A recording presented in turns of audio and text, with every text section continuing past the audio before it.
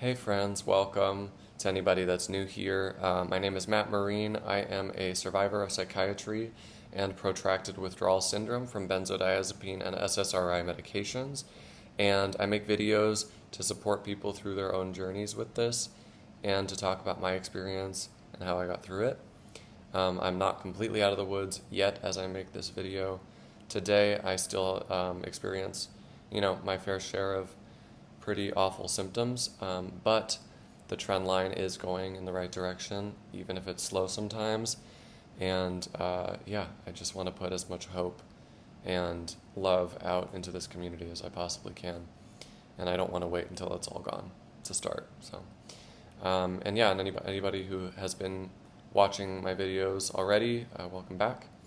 And I kind of cringe at the thought of doing this because I never thought I would do the YouTuber thing, but I am gonna ask if you can give it a thumbs up and subscribe to the channel. It does help it to boost out to other people, and that's really what I care about, is just getting this word out to anybody that's going through this kind of experience. So that helps, so today I want to make a video. It's kind of a touchy subject, but I want to make a video talking about unsolicited advice in this. I know that in my experience and in the experiences that I've heard from a lot of people that I talk to, a lot of us deal with just a huge amount of gaslighting and invalidation when it comes to what we're experiencing at the hands of these drugs. And it's really unfair, and it can be very dangerous because it can be super, super triggering to hear certain things coming from your loved ones and from doctors. And it can kind of feel like the whole world is not hearing you or understanding. And that's where this community has really saved my life, is through talking to people and hearing from people who have been through it themselves. And so the first thoughts that I have on this are,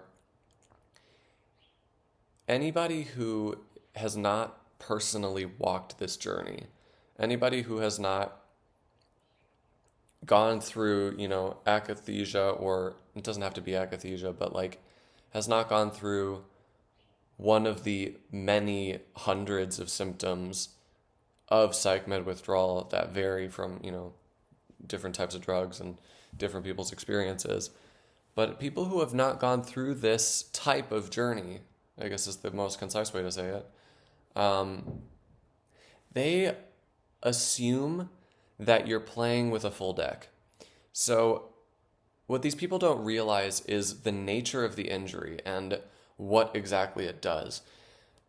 What I have found to be the case for me and for many of the people I've talked to who have had similar experiences and journeys through this is that the part of the nature of it is that we're dealing with the complete destruction and undoing of your nervous system, and it happens to an extent that for however long it takes, your nervous system gets to a place where it's, during acute, I would wager impossible almost all of the time, and then after acute it goes in and out, and it's most of the time. But it gets to a point where your nervous system cannot get into parasympathetic.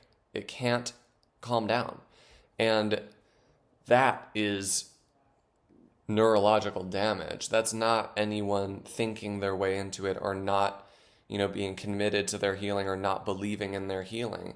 It's literally the destruction of your parasympathetic nervous system. It fries your receptors, your GABA system is one of the ones that gets really messed up from the research I've done.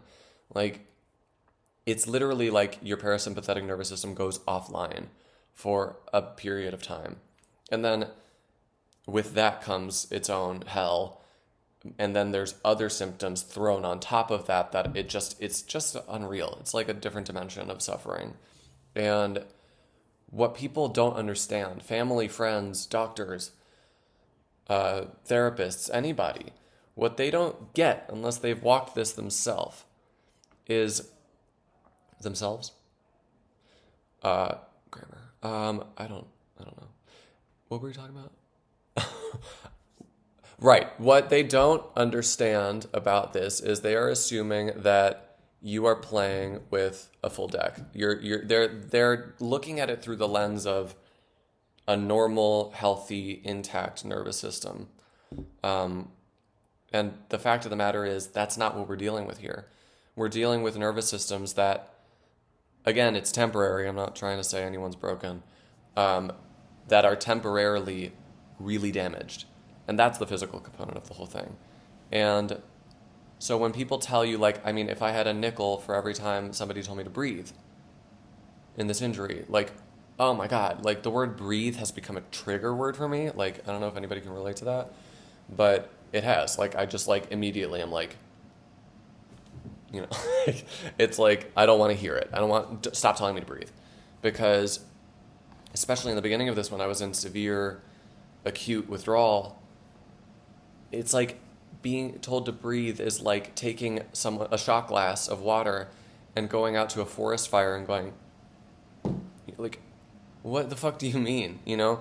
And a lot of the things that people suggest is what I've found is that a lot of the things that people suggest is like stuff like breath work, meditation, prayer, name a therapy, you know, name like get back on the meds. Like there's all of these different things that people suggest that we do. And a lot of the time it's unsolicited. It's like, I didn't even ask for your opinion. I just wanted to talk to someone. But people throw out these suggestions, and all of the suggestions are things that are not accessible to us in this injury. That's the part that took me forever to understand, was like, temporarily, and it does come back, but temporarily your nervous system goes into a state that none of that stuff touches it. And that's chemical and physical. It really is. And that's the part we've got to prove somehow. I don't know how that's going to happen, but we've got to prove it. Because people don't believe it. And it's, yeah. So it's frustrating, and it feels like gaslighting, and it's painful, and it's put me into a lot of rage, you know?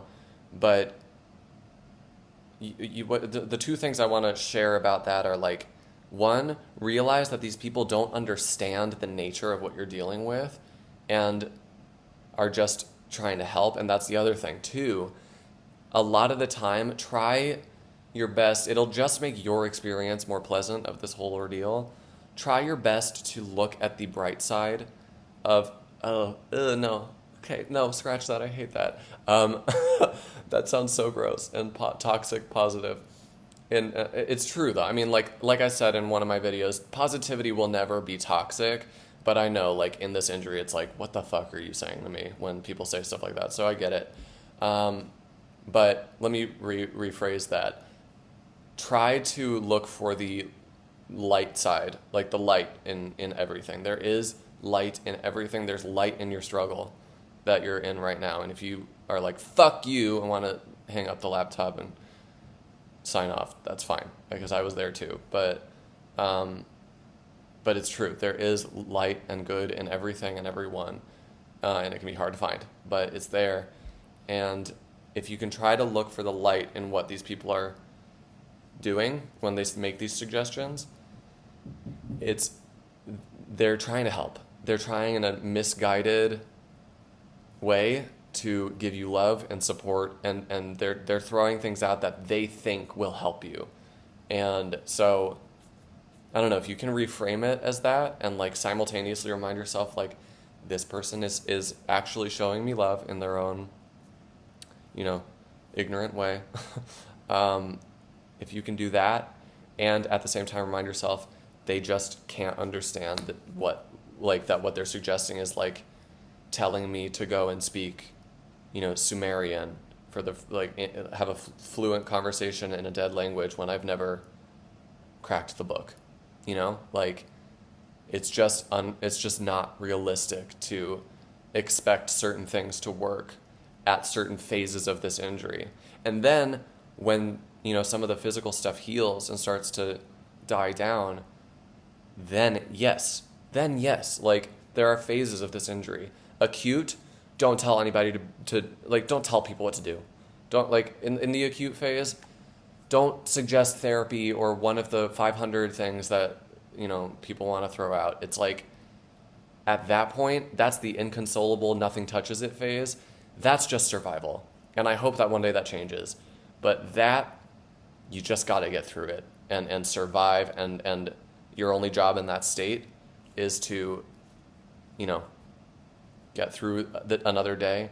And eventually you link enough of those days together in a row that you get to a place where you're in the next phase and then the next phase. And I think one of the latter or final phases of this healing process is when things die down enough that then whatever is left over after, everything's been on fire, whatever's burnt down to whatever little pile of charcoal that you're left with of your original fears and the fears you picked up along the way and all the trauma that's accumulated, whatever you're left with at the end, you will be able to sweep away, and that's where therapy comes in, of whatever kind, pick one. Hypno, I believe in hypno. I'm a hypnotherapist. I wouldn't do it if I didn't believe in it, but again, not in the wrong phase of this journey. So yeah, at the end, like once you have that, whatever's left to deal with, which will be, by contrast, so much easier than what this withdrawal experience is like, then you can go in and say, you know what, I think I need some therapy around this thing, or whatever the case may be. I, for one, am in an hour heading to a therapy appointment because I'm finally ready to dip my toe back into that pool and see, is there stuff I can work on now or not? And if it's not, if it's too triggering for my nervous system, then I'll wait again, and I'll push it off. But yeah, there are phases of this journey, and it's about knowing for yourself and learning for yourself what phase you're in and what is appropriate for that. So yeah, I just want to say that to like validate anybody who's going through, like, no one understands what I'm talking about, and it feels like you're speaking a foreign language to everybody, and they're just looking at you blankly and telling you to do things that contradict everything you just said, and it's just like, it's maddening. But yeah, like, I'm one voice of this community of people who have been through it, and I just want to tell you, like, people like me, and there's many others out there, like, we get it, we get you, we hear you. And just one last thought on that is, like, that community that somebody recently told me, like, the community of survivors seems so small, and why is that? Like, do people not get better? And I don't think that's the case. What I think the case is that people get through this, and it's so traumatic and so horrific. They want to move on, and they don't want it to be their life anymore, Like, they want to forget, or maybe not forget, but they just want to stop focusing on it and make up for lost time, and move on with their lives. And you can't hold that against anybody. This is unreal. So I totally get it if people don't want to look back. But there are so many people out there in the world that have been through these journeys already. And we do recover, we do heal. So if you're in it right now, please just know that there are people out there that get you. And the people that might not get it, but are still trying to support and love you, like, they are coming from a place of love. So try to just, hold on to that, even when it's frustrating. But yeah, anyway, hope this was helpful. As always, I am sending so much love and light to everybody in this community. And yeah, I hope that, I know that, not hope, I know that you'll all get through it too, if you just keep going. So yeah, so much love, and hang in there, and I'll see you guys next time. Bye.